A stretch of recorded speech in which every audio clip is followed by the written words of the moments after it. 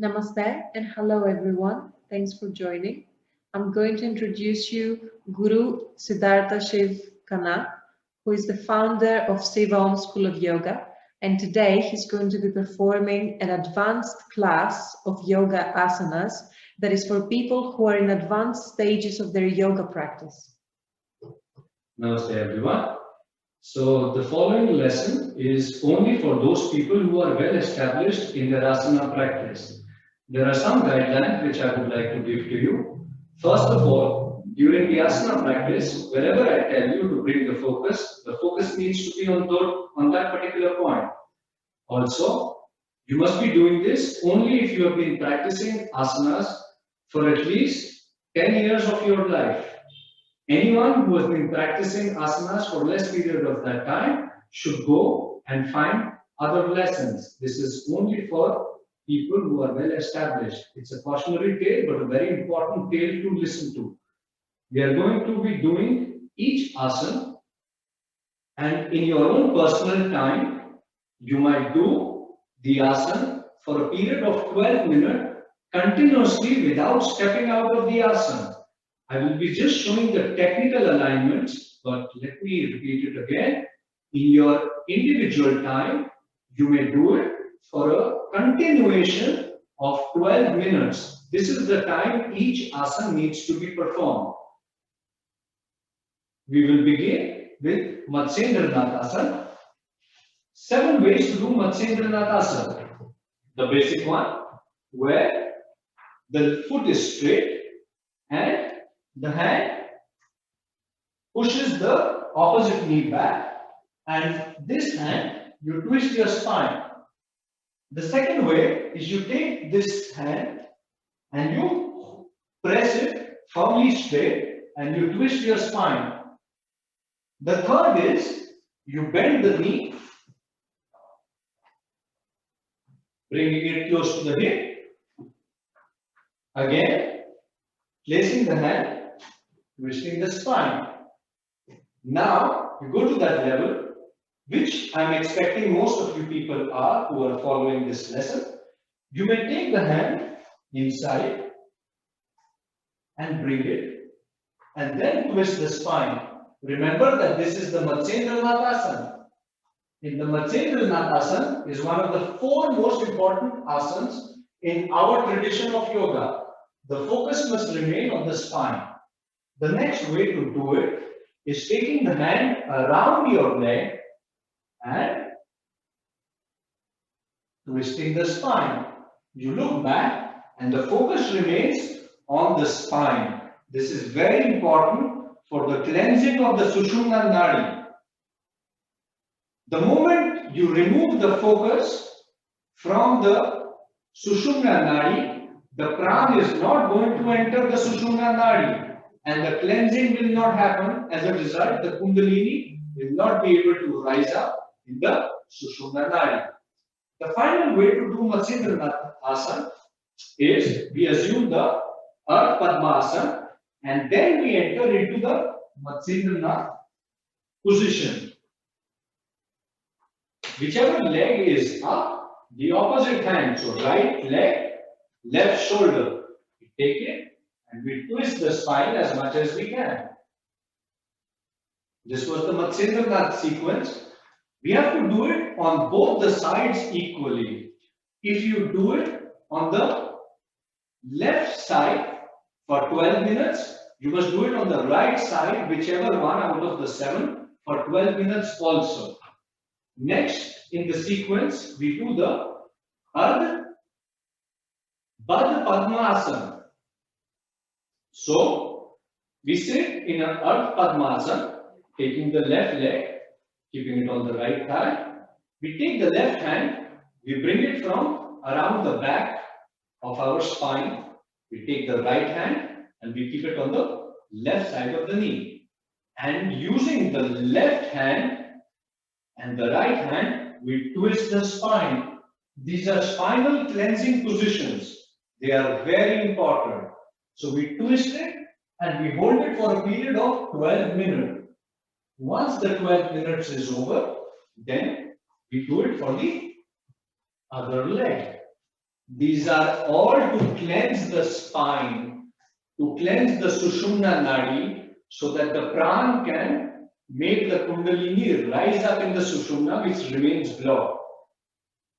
Now we are doing it for the opposite side, opposite hand on the opposite knee, and going behind and twisting the spine.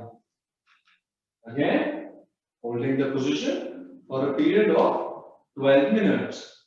After that, we assume the Padmasana position, the king of all meditation positions. And what do we do next? The Yoga Mudra.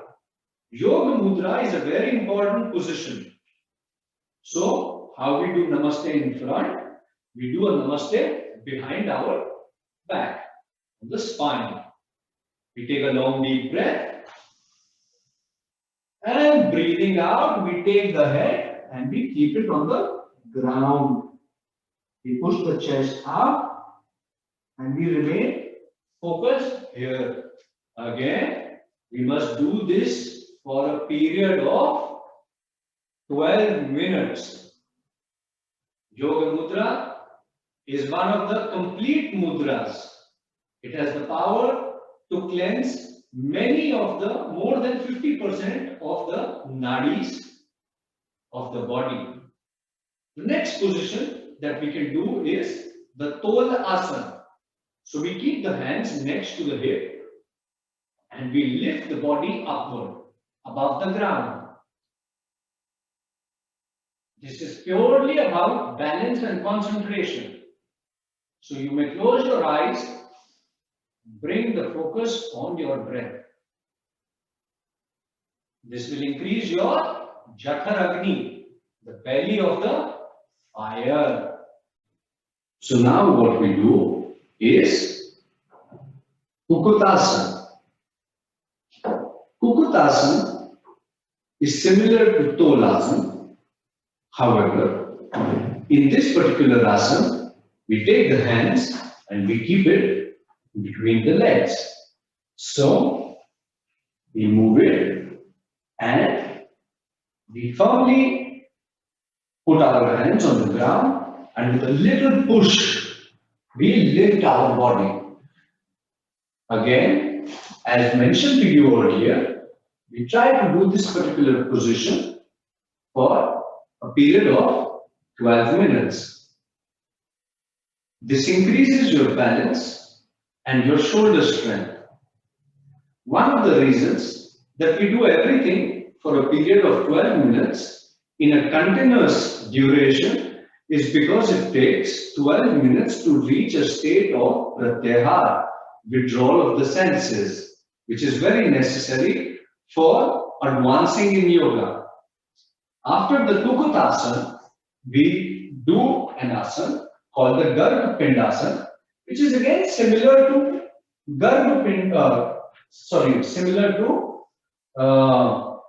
the Kukutasana, but instead of now balancing, we take the hands and we put them upward while balancing on our hips.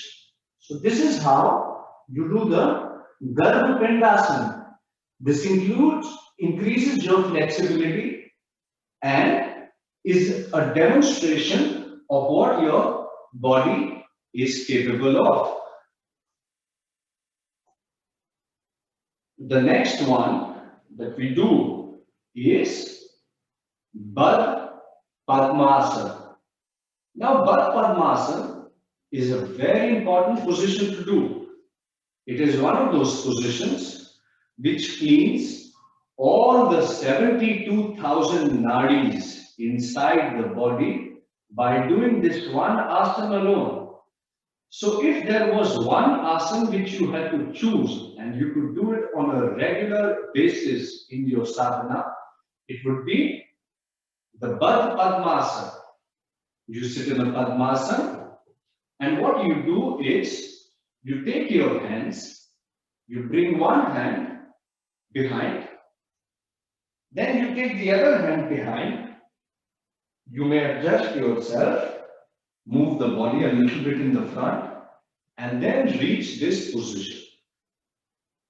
You may include various mudras, including the Mahamudra, where you take a deep inhale and then you lock your chin. You push the belly inside and doing it up for a period of 12 minutes. The next one in the series of advanced yoga asanas which we could do is the Padma Mayurasana. You sit in a Padmasana, then you sit on your knees, raise up, placing your hands opposite to each other. You will place your belly on the elbows. So as you go down, you move your elbow closer to the belly, coming in. You rest, and after some time, you lift your body upward. Again, we could do this for a period of 12 minutes. This is a very important position as it kills all the toxins inside your body. It detoxifies the belly and any poison in the belly.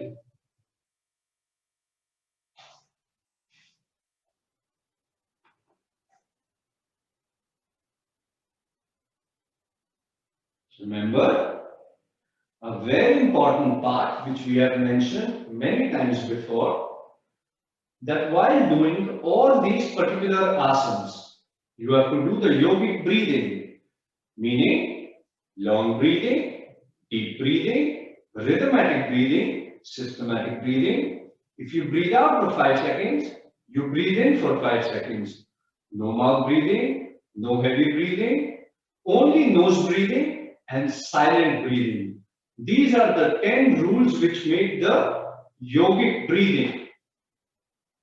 The next in the sequence of advanced yoga asanas which we could perform is the Padma Shirshasana. In the Padma Shirshasana, we again are sitting in the Padmasana, but we lift our body, we get into a position of the Shirshasana. Place your head comfortably. Remember that the weight of the body will be carried out by your shoulder and your bicep. The amount of weight which is placed on the head, you try to keep it as minimum as possible. And again, I would like to say that slowly, we gradually move towards doing this asana for a period of 12 minutes.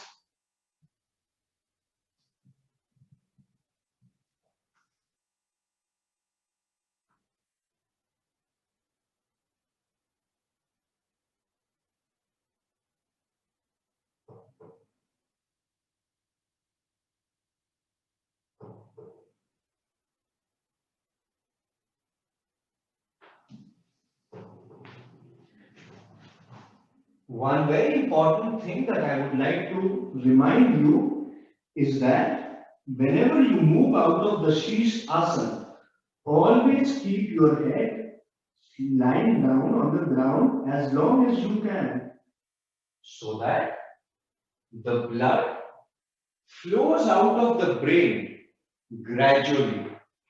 Otherwise, it can cause problems in the brain such as blood clotting, or if you do it repeatedly, that you do the Shirshasana and then immediately you get up, it can even cause brain hemorrhage. Remember to do your asanas in a responsible manner, and whatever we are doing, you must not share it with your students. This is only for people who have been practicing yoga asanas regularly for a minimum period of 10 years. The final asana that we will do in the series of advanced yoga asanas today is the Gorakshnath asana. In the Gorakshnath asana, what we do is we take the feet. From under the feet, we bring the hands next, and slowly, while keeping the feet together, we keep bringing the feet close to the body till the time they have completely touched the body, and now the feet are forming a complete arc in front of the body while the knees are placed on the ground. With this, you must also do it for 12 minutes. It's an advanced yogic asana, perhaps one of the most difficult ones. Respect your body. If you are unable to do it, please avoid this asana because it causes the maximum stress on the knees. And you want your knees to remain healthy. With this, we finish our advanced yoga asana lesson. Thank you for watching. I hope the best of luck for you in your practice of yoga, and really hope that you will pass this great knowledge and way of life to as many people in your life as possible. Thank you very much.